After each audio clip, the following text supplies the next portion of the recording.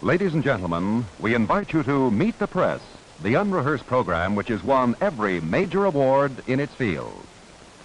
Our guest today is Dr. Martin Luther King, Jr., the originator and leader of the passive resistance movement among Negroes in the United States. In just a moment, Dr. King will meet the press. Will you fight cancer? With us? If so, give to the American Cancer Society. It fights cancer in 3 ways. Through service, aid to cancer patients. Through education. If every adult had a health checkup. Every year, 85,000 people who now die of cancer would not die. An annual health checkup aids in detecting cancer in its earliest stage. When it is most curable. And the third way the American Cancer Society fights cancer is through research. Give so that these men and women can find the final answer to cancer. May we repeat? Right? Cancer. With a checkup and a check. Give today. To your unit Of the American Cancer Society. Thank you. Now, Meet the Press, produced by Lawrence E. Spivak. Remember that the questions asked by the members of the panel do not necessarily reflect their point of view. It is their way of getting the story for you. Now, here is the moderator of Meet the Press, Mr. Ned Brooks. Welcome once again to Meet the Press. For the past several months, a new strategy to end racial segregation has been spreading through the South. It takes the form of sit-in demonstrations by Negro students against segregation in public eating places. It is part of a broader campaign of nonviolent resistance led by the Reverend Dr. Martin Luther King, Jr., who is our guest today. Dr. King is a Baptist minister and head of the Southern Christian Leadership Conference, which is spearheading the passive resistance movement. Dr. King first attracted nationwide attention in 1956 when he led the boycott against segregation in public buses in Montgomery, Alabama. His activities have resulted 5 times in his arrest, and his home and his church were bombed. Early this year, Dr. King moved his base of operations from Montgomery to Atlanta, Georgia. He is 31 years old. He was born in the South, educated for the ministry in the North. And now seated around the press table, ready to interview Dr. King, are Frank Vanderlinden of the Nashville Banner, May Craig of the Portland, Maine Press Herald, Anthony Lewis of the New York Times, and Lawrence E. Spivak, a regular member of the Meet the Press panel. Now, Dr. King, if you're ready, we'll start the questions with Mr. Spivak. Dr. King, former President Harry Truman recently said this, and I quote, "If anyone came to my store and sat down, I would throw him out. Private business has its own rights and can do what it wants." Now, former President Truman is an old friend of the Negro, I believe. Now, isn't this an indication that the sit-in strikes are doing the Negro race, more harm than good? No, I don't think so, Mr. Spivak. First, I should say that this was an unfortunate statement, and we were very disappointed to hear the former President of the United States, make such a statement. In a sense, a statement like this serves to aid and abet the violent forces in the South. And even if Mr. Truman disagreed with the sit-ins, he should certainly disagree with them on a higher level. Following his past record, it seems to me that Mr. Truman wouldn't have faced such a situation because there wouldn't have been a segregated store in the beginning if he were running it, according to his statements in the past. Now, I do not think this movement is setting us back, making enemies. It's causing numerous people all over the nation, and in the South in particular, to reevaluate the stereotypes that they have developed concerning Negroes, so that it has an educational value, and I think in the long run, it will transform the whole of American society. Well, now, you have yourself have said that the aim of your method of nonviolent resistance is not to defeat or to humiliate the white man, but to win his friendship and understanding.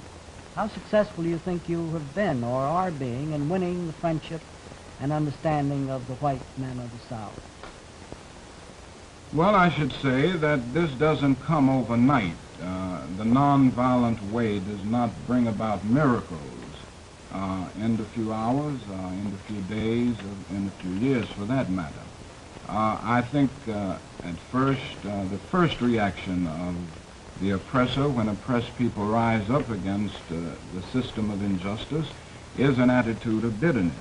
But I do believe that if the nonviolent resistors continue to follow the way of nonviolence, they eventually get over to the hearts and souls of the former oppressors. And I think it eventually brings about that redemption that we dream of. Of course, I can't estimate how many people we've touched so far. This is impossible because it's an inner process. But I'm sure something is stirring in the minds and the souls of people, and I'm sure that many people are thinking anew on this basic problem of human relations. Well, now, Dr. King, you speak of your movement as a non-violent movement, and yet the end product of it has been violence. You've also called upon the white people of the South particularly to live up to the law as the Supreme Court has interpreted. Don't you think you would have more standing in your fight if you called upon your people to live up to the law rather than to break the law and to risk jail in this city?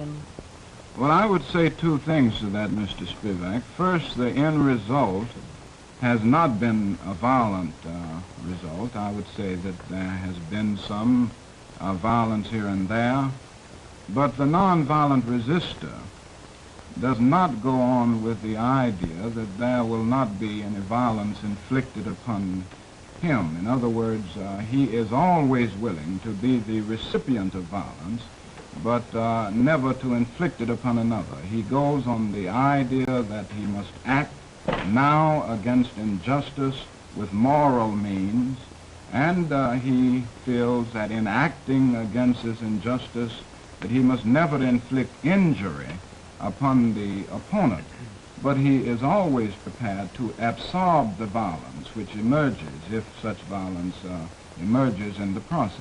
But aren't you urging him to break the local laws when you're asking the white people to live up to the law?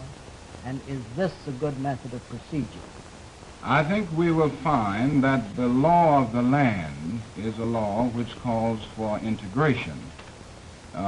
This has been affirmed by the Supreme Court of the nation, mainly in the 1954 decision outlawing segregation in the public schools. It made it palpably clear that separate facilities are inherently unequal, so that in breaking local laws, we are really seeking to dignify the law and to affirm the real and positive meaning of the law of the land. Mr. Lewis. Dr. King, in connection with the sit-in movement and other aspects of the racial question, there has certainly been an increase in tension in various parts of the South, what Mr. Spivak was speaking of, regardless of the motivation.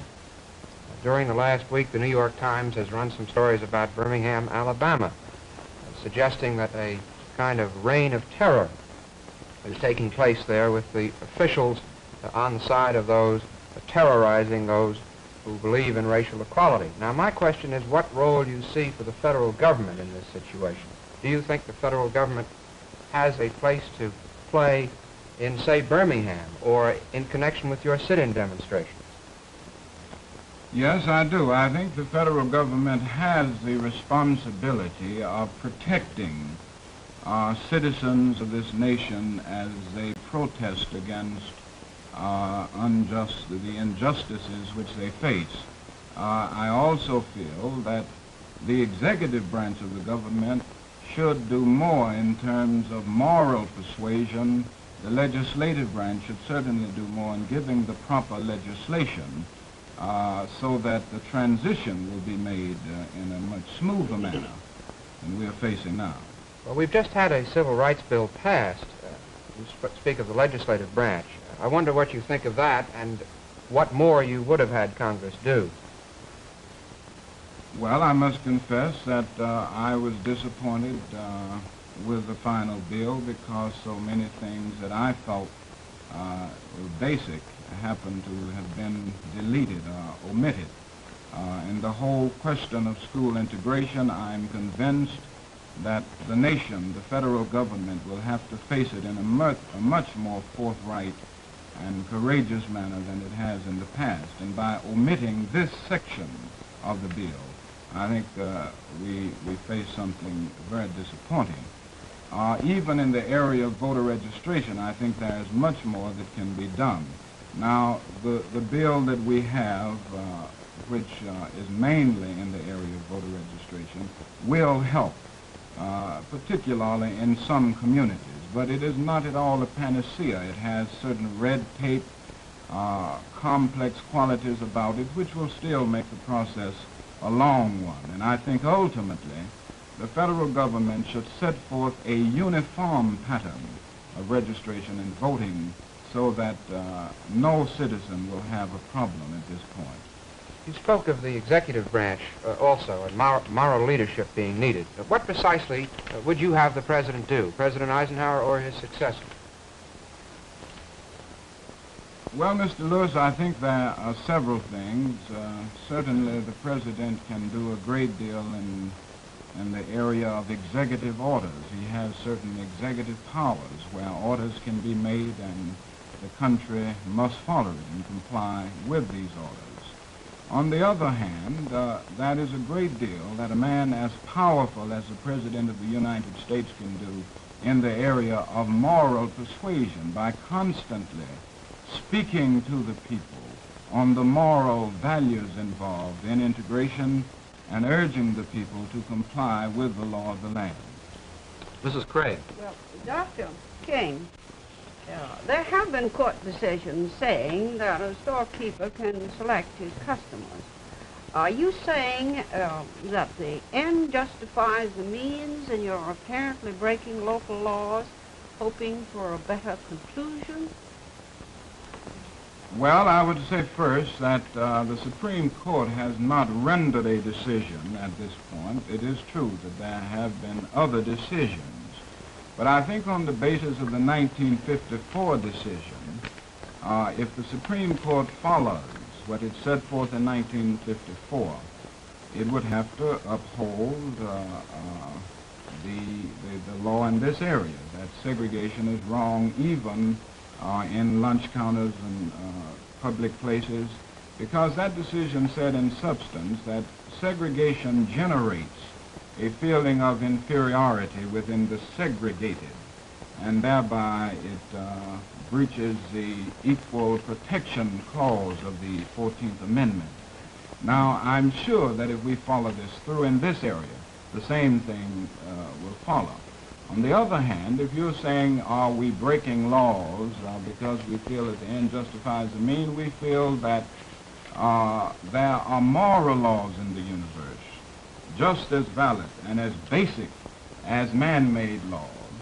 And whenever a man-made law is in conflict with what we consider the law of God or the moral law of the universe, then we feel that we have a moral obligation to protest.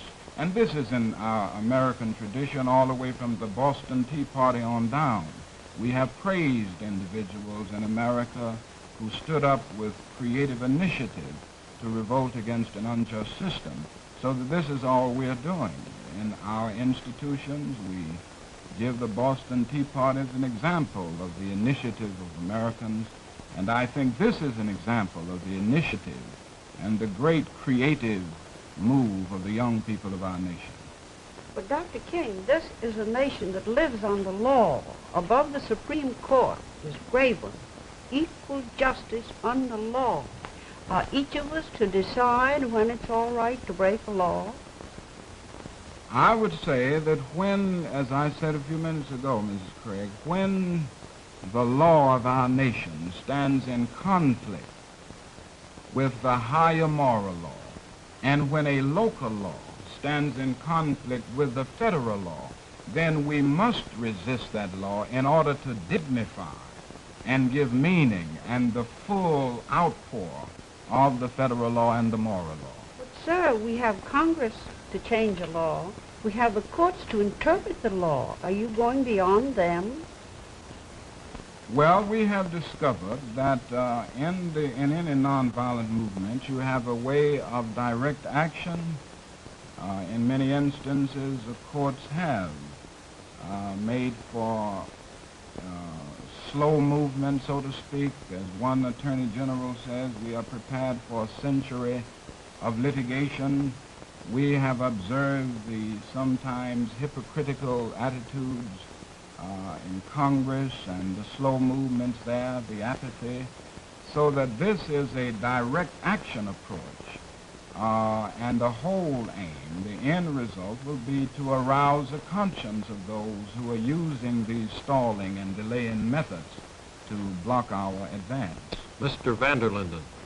Dr. King, in your own book, Stride Toward Freedom, you say you thoroughly studied the writings of Karl Marx and the teachings of communism, and you don't agree with everything that the father of communism said, but you do say this, and I quote from page 95 of your book: insofar as Marx pointed to the weaknesses of traditional capitalism and challenged the social conscience of the Christian churches, you responded with a definite yes. Now, I'd like to know, just where does communism or collectivism fit into your program of resistance here? Well, it doesn't fit in this particular program of resistance at all. I have made it crystal clear on many occasions that I feel that communism is based on an ethical relativism and a metaphysical materialism that no Christian can accept. I do not feel that the end justifies the means, because the end is pre-existent in the means. And I believe firmly that we must follow moral means to secure moral ends, so that that particular quotation does not apply to this particular struggle. I was referring to something else altogether. Well, sir, you said also in your book on page 220, our ultimate goal is integration, which is genuine intergroup and interpersonal living. You also soft pedal as so-called irrational fears that this program might lead to racial intermarriage. You say that marriage is an individual matter. Now, is it correct to say that you don't oppose racial intermarriage? Well, I would certainly say, properly speaking, individuals marry and not races, and therefore I would not at all say that there should be laws prohibiting individuals of other different races to marry, because this is an individual matter. It is not a matter of a group marrying another group, but an individual marrying an individual. Would you then attack next the state laws against such intermarriage?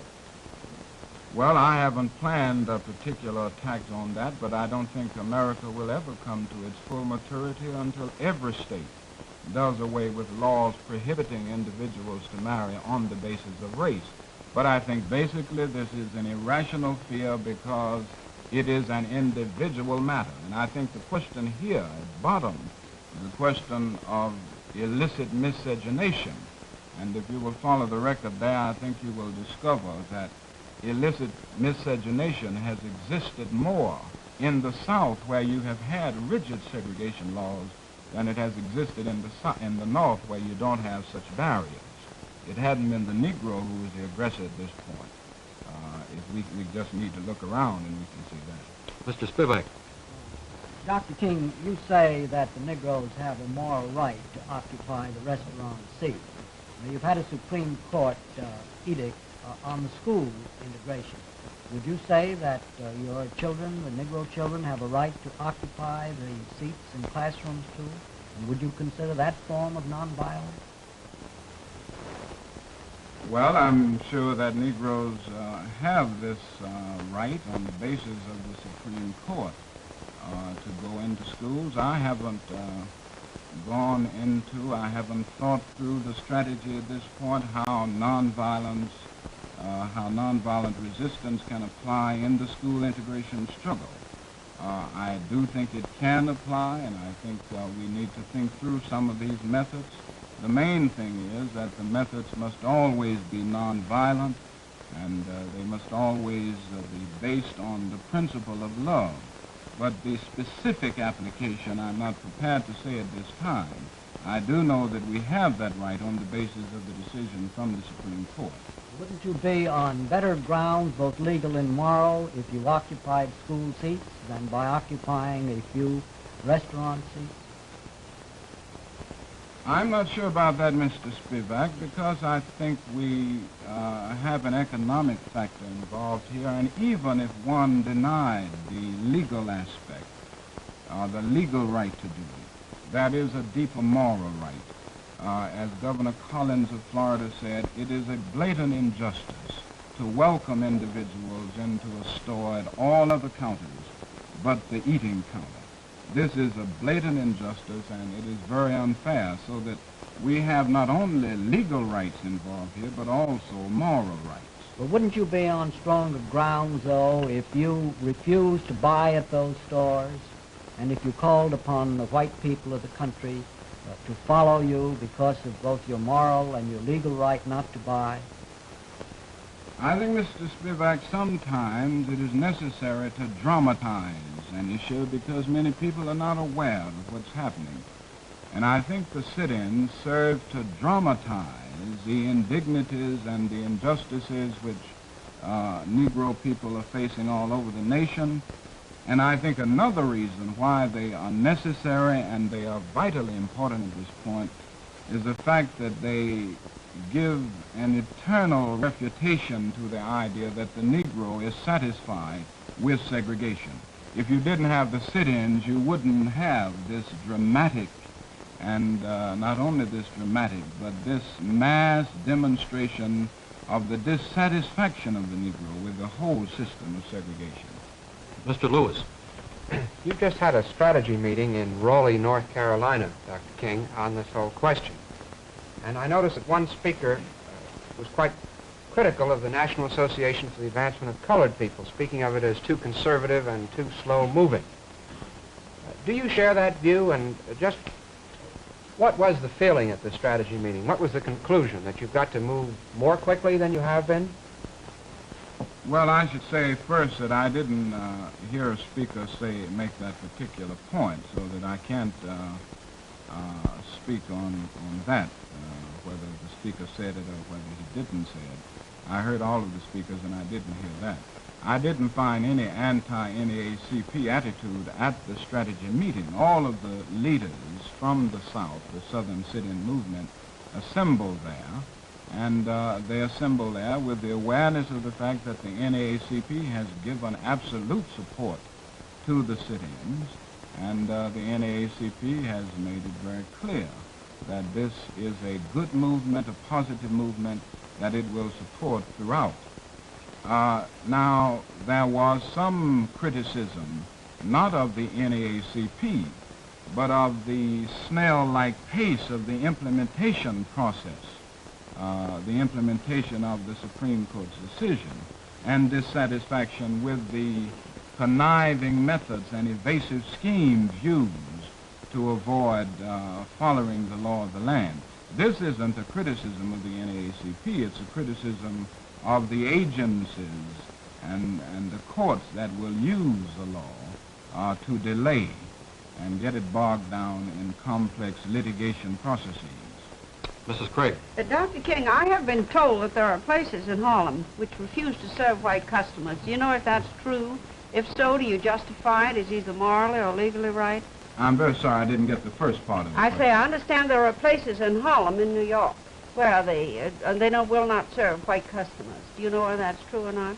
I'm very sorry, I do not, Mrs. Craig. I have been so told. I don't know of places in Harlem that will not serve white customers. If such places exist, I think it's a blatant injustice and just redevelopment of the thing we're trying to get rid of. So I certainly wouldn't go along with that.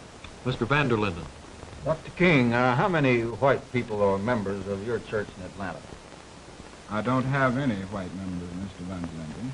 Well, sir, you said integration is the law of the land and it's morally right, whereas segregation is morally wrong, and the president should do something about it.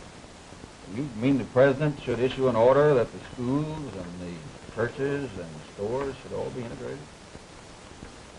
I think it is one of the tragedies of our nation, one of the shameful tragedies, that 11 o'clock on Sunday morning is one of the most segregated hours, if not the most segregated hours in Christian America. I definitely think the Christian church should be integrated, and any church that stands against integration and that has a segregated body is standing against the spirit and the teachings of Jesus Christ, and it fails to be a true witness. But this is something that the church will have to do itself. I don't think church integration will come through legal processes. I might say that my church is not a segregating church. It's segregated, but not segregating. It would welcome white men. I think at this point I'll have to interrupt. I see that our time is up. Thank you very much, Dr. King, for being with us. We'll be back with Meet the Press in just a moment, but first, this message. One word that should be on every American's mind, on everyone's lips. That one word is vote. And on Star Time Tuesday night, host Eddie Albert poses the question, well, what about you? Why shouldn't every American take advantage of his voting franchise? Giving their views in this special Our Color cast will be Vice President Richard M. Nixon, Senator John F. Kennedy, and Adlai Stevenson, New York's Governor Nelson A. Rockefeller, and Mrs. Eleanor Roosevelt. From the entertainment world come Polly Bergen and David Wayne with a medley of political songs. Mike Wallace and Fred Clark will conduct an interview with an elusive candidate. The noted lawyer Joseph N. Welsh will offer some sage comments on the political scene. And Marian Anderson will read an essay from works by great American authors. Remember, you have the vote. You are the VIP. See Dory Sherry's production of Well, What About You? On Star Time in color Tuesday night over most of these NBC stations.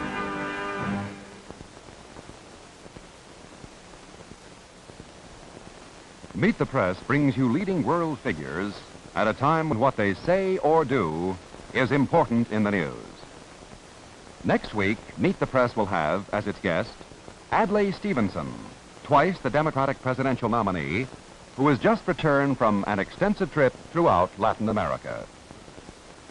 If you have enjoyed today's program, you may wish to receive a printed copy of the questions and answers. In just a minute, we'll tell you how you may get your transcript.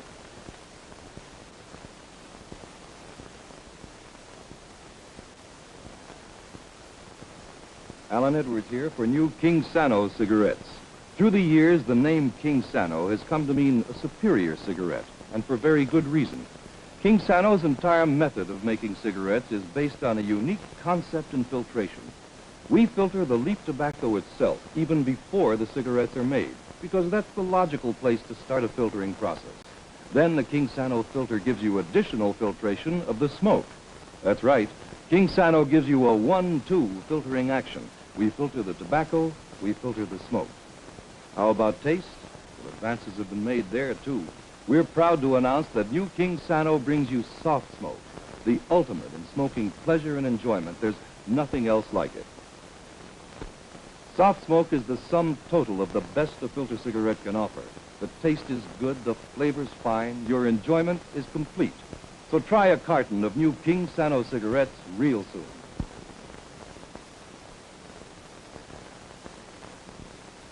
For a printed copy of today's discussion, send 10 cents in coin and a stamped self-addressed envelope to Merkel Press, 809 Channing Street, Northeast, Washington 18, D.C.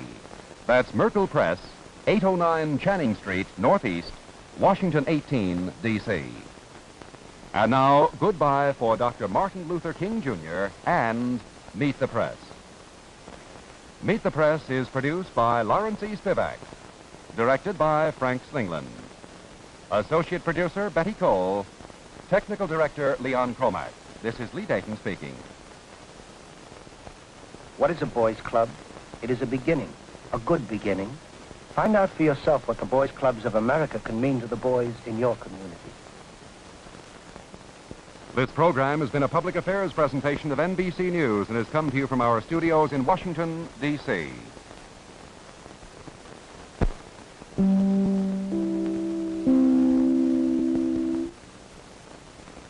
We thank you for watching, and remember, stay updated on breaking news and top stories on the NBC News app or watch live on our YouTube channel.